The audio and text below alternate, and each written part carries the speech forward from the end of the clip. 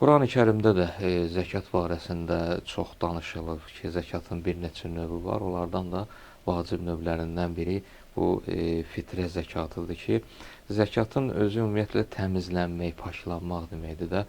Qurani-Kərimdə Allah Taala peyğəmbərə əmr eləyir ki, "Xuz min əmvalihim sədaqatan tutahhiruhum və tuzakkihim biha." Ya Peyğəmbər, onların mallarından, insanlardan, sahabələrin mallarından zəkat al və bunun vasitəsilə onları pakla və təmizlə.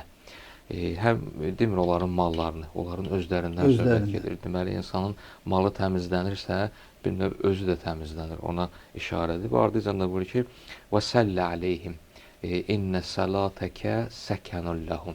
Və onlar üçün də dua elə. Peyğəmbərə verir Allah Taala və həqiqətən də sənin duan onlar üçün bir aramlıqdır.